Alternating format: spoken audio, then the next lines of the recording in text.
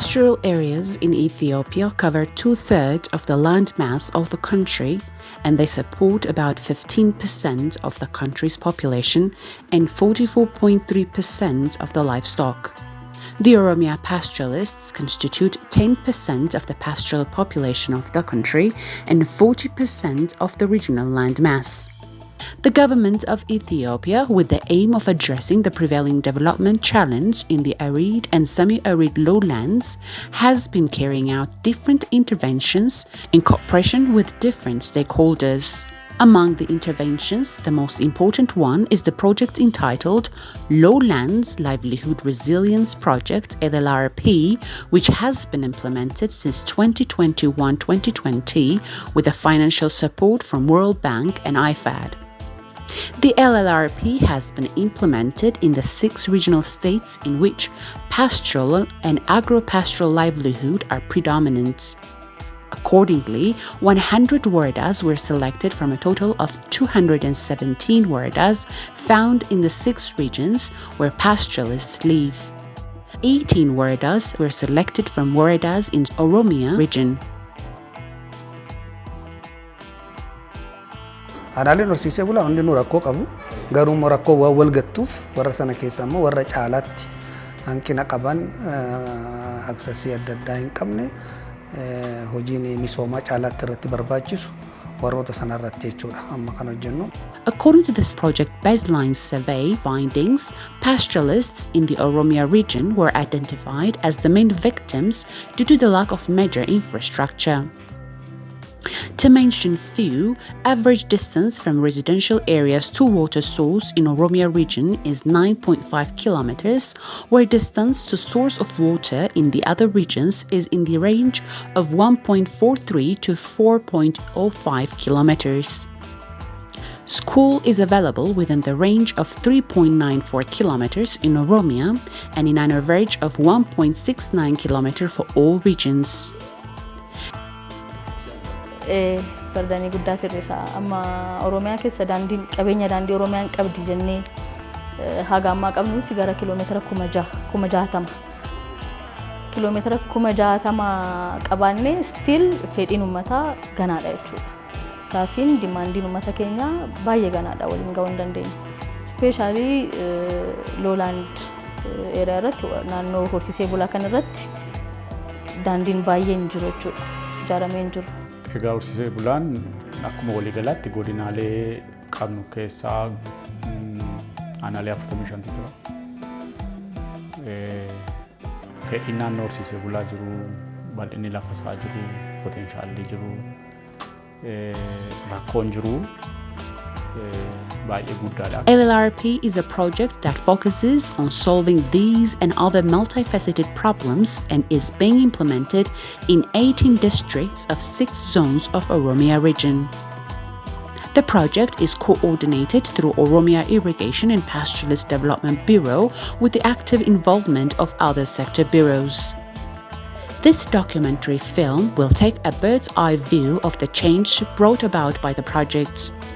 In the documentary, the communities speak about how they benefited from the project. LLRP has 4 components that aim to address issues related to rangeland development and management, livelihood improvement and diversification, improvement of basic services and capacity building, project management, monitoring, and evaluation. Borana, known for its pastoralism, the Borana variety is preferred for their milk and meat both in the country and in the foreign markets. In 2021 and 2022, Borana was hit by the worst ever drought in the drought history of Ethiopia. In Borana Zone, Elwaye District, Sarite area, the remains of dead animals strewn the field like this, and the land had become a wilderness. Thanks be to God and the LLRP project, today Sarite has become a land where cattle graze and tourists flock to. In the last 4 years, LLRP, in collaboration with the local residents, has been able to restore more than 3,000 hectares of land through area closure and by removing the invasive shrub called prosopis, which covered the land and made it useless for many years. wagga walgul aanu wagga gar shan ijaa walgul gatat ama wagga lama asgamana agwan kan uji kan jammarre boni nu goma garu amma ali sunu debenne yaad in qamne cha am hali am an duri khefidan haboni lonu rajje sunu debenne yaad tinje. Arero is a cultural hub for the Borana people. Abagada Milja is not taking us to area to visit the historical place, but he invited us simply to follow him. The land we are crossing is a degraded one that has been eroded by floods, that has lost its fertility, and where there is not growing a single leaf of grass for animal food. But after 20 minutes of walk, we came to this kind of land. Wani laftana wagata nandurati lafti tun qarayu duru khale ummata khajirtu khalota anta jirtu marinu khesabade derejitin dufte khalota na dangesite jarre marri khunas dalati. It is a promising start that the community is scaling up what they learned on private and common land based on the experience of the LLRP. agum khanar maqamnam khadum falle cufqa khana yo aram dabarran khisaban elekam namin qam ninjira ba warra khalaf dange fatam min qamni khamar kana khanam min qamni nami qubat khunam ninjiru. The development of grazing land in the surrounding area like this has started to change the existing lifestyle of the pastoralists. Man wana kan kabarne midafannun in qam immo borojetin tumbanamte buyo tanamadda tuladda jette man khamidafachan tunama sunirra khati. While the development of rangeland continues, preparation to deal with the damage caused by sudden climate change is being strengthened too. The topography of pastoral areas varies from place to place. This is a mountainous area located in East Borana, Medawalabu district. The slopy land had lost its fertility and overgrown with ideja trees. Wanni takka kacitaan tokkorra jirre muka kana bichaan uwwifamte ka muka kana malee wanni takkarra jirre kanam ittiin fayyadamne jechuudha. Lafti kun kaloo taatee kalamte akka gaariin magarte marra afurirraa fayyadamne jechuudha.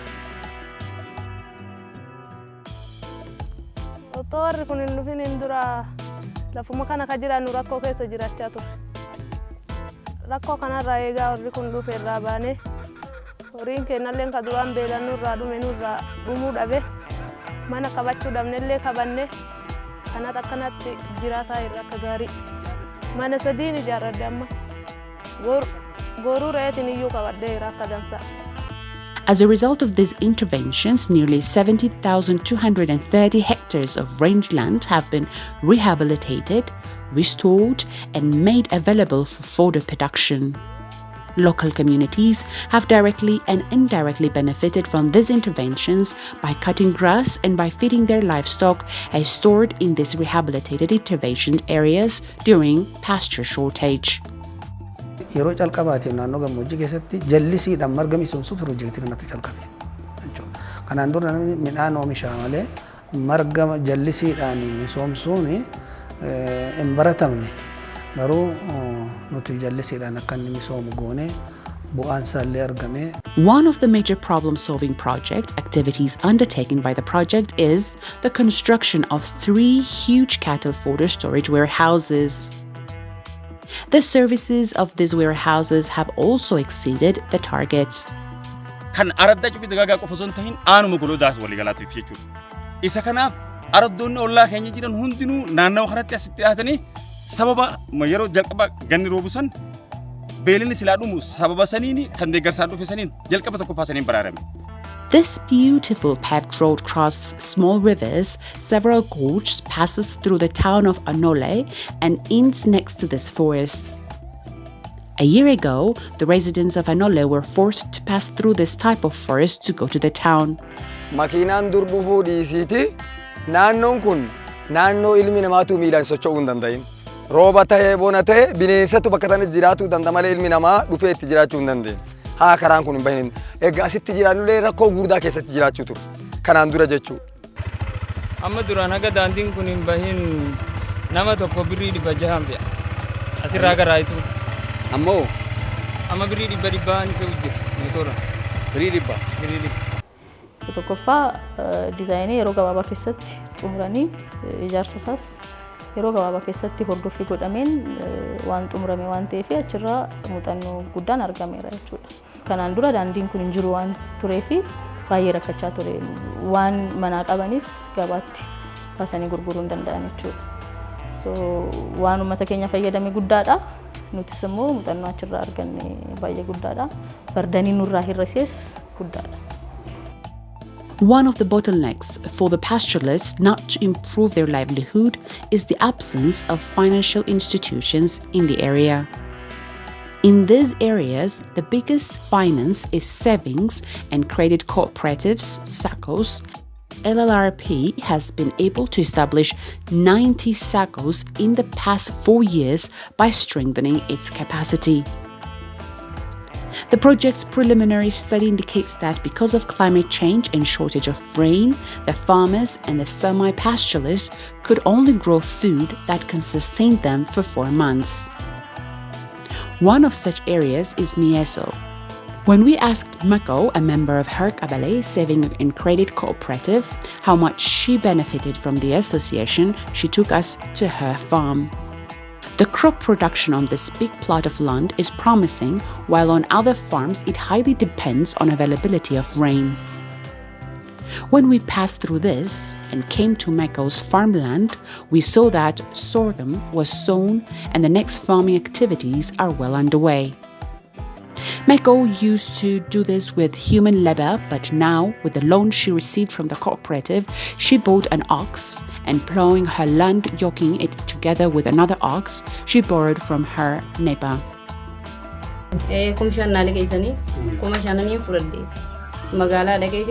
Dibicha tokko kuma afurii fi 800 bitatte. Dibicha san nyaachiseetiin waan xiqqaa shooraan bitadde qarshii biyya geessuu waan hin ta'iniif yeroo sana addunyaan qaaliidha. Dibicha san tajaajilee nyaachisee bakka amma itti oolee nin qotadhaan. Magaalaa amma yoon dhaqu gara 50 naani baasa. Irraan fayyadamaa gaa deebiseetiin ganaa gaa jalaa cabsadhee tii fayyadama jeetii yaadu jira. These are some members of the Savings and Credit Cooperative found in Medega district. They wanted to show what they achieved to the media, people visiting their area. These are committee members of one of Savings and Credit Cooperative found in Medaolabu Wareda of East Borena Zone.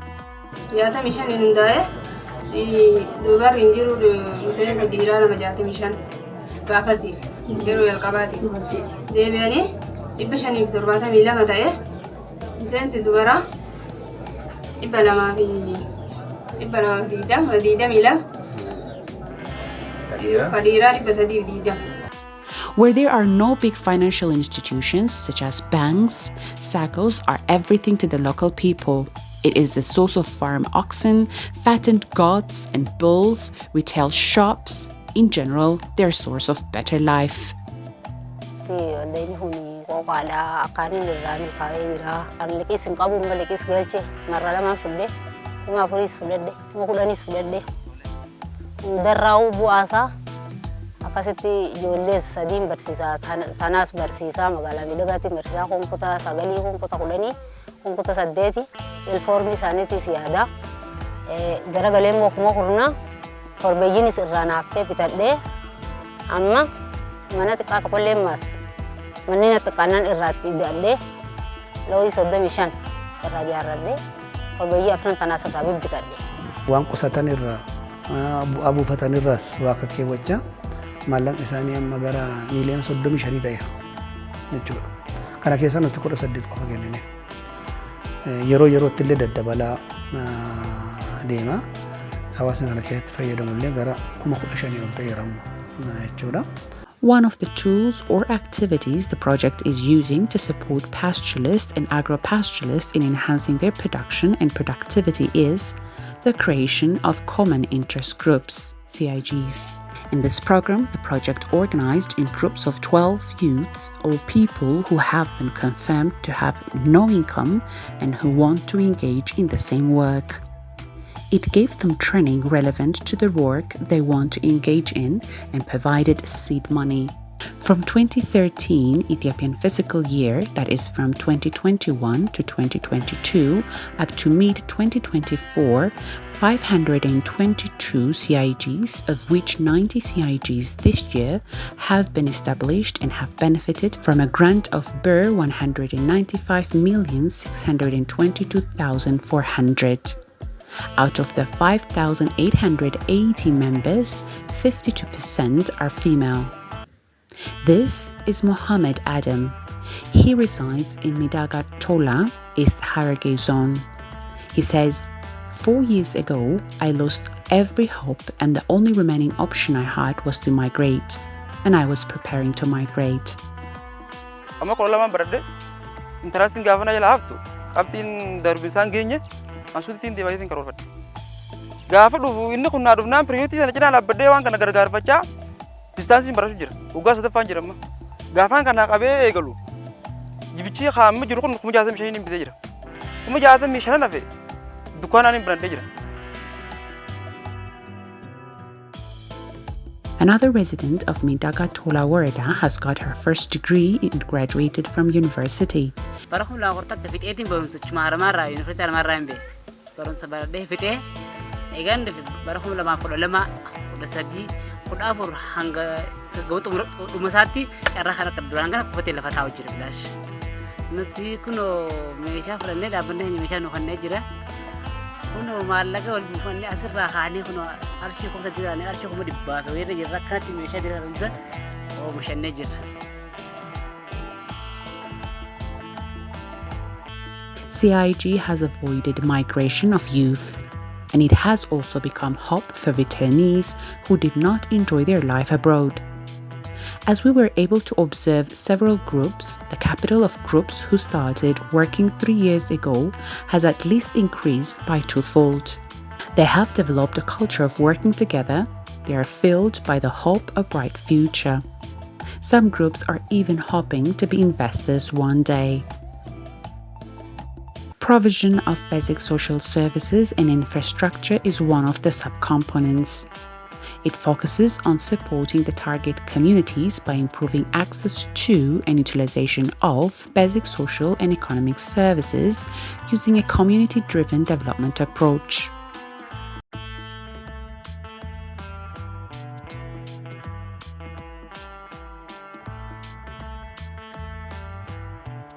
Mani baka yomur webu masukasa singabu hula singabu.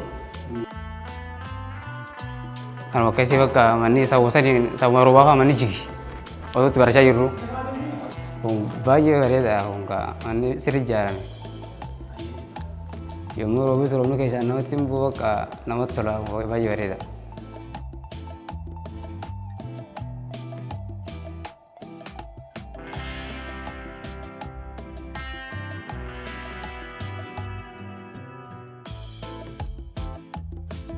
Kutaa sadaffaa mana barumsaa waan hin qabneef kan qabnu nurraa fagaataa jira. Kutaa bara 2014 irraa kutaa tokkoffaarraa kutaa 3 barachaa turre. Oduu kun ijaaramu baay'een isaanii iyyuu haguumanni barnootaa kun saaqamee bara 2014 saaqamee barachuu jalqaban malee achi dura baay'ee rakkisaa ture. Uummanni nu asii galee miti duraan bara uummanni nu filaan gurgalaa maal garaa hara gurraattii gala bakka adda addaa jira bara uummanni nu. Sababa kanaaf amma uummanni asirra galee.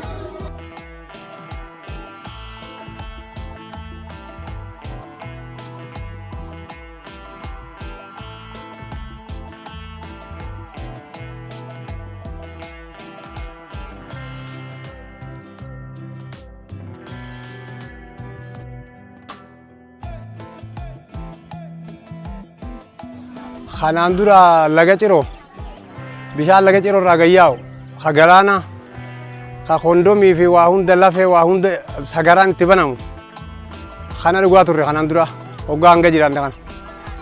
Amma nagaan jirraa maatiin teenya qulqullinaani bishaan asit dhuydee asit baratti gaafa san barnoota illee barachaa hin turre sababa hanqina bishaaniitiin amma rakkoo takka malee dhugaa jirra.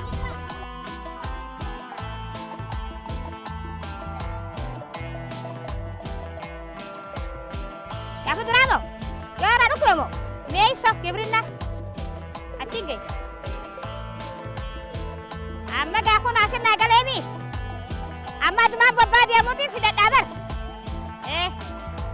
Asumaan babbaa deemuutiin fidadha.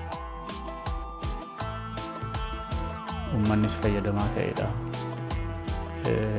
Ispeeshaalii hongee irra deddeebiidhaan nuuf dandamachuudhaaf hawaasi keenya maal akka gochuu qabu, maal keessatti akka inni hirmaachuu qabu sirriitti kan mirkaneessedha jechaadha. Gaappii mootummaan qabus kan inni guuteedha jechaadha. Bakka yaadne hin geenye waan na karoorfanne garuu hojjenneerra. Bakka yaadne hin geenye hin jedhu bal'aadha rakkoon hawaasa horsiisee bulaa keessa jiru. Kanaaf yeroo baay'ee barbaada, riisoorsii baay'ee barbaada. Gumaacha qaamolee adda addaa, hirmaannaa qaamolee adda addaa barbaada waan ta'eef kan immoo piroojeektii tokkoon hiikuun hin danda'amu. Garuu immoo waan karoorfanne haala baay'ee milkaa'aa ta'een hojjechaa turre ammallee haga waggaa tokko qabna piroojeektii kanaanii isas haaluma sanaan itti deemaa jirra jechuudha. Warri sagantaa kana faayinaansi godhan as keessatti hirmaannaa godhan hojii agaaruu mana hojjetaniif biiroon keenyas biiroon jallisii Horsiisee Bulaa Oromiyaa akka waliigalaatti immoo akka mootummaa naannoo Oromiyaatti illee galata dhiyeessuu barbaanna.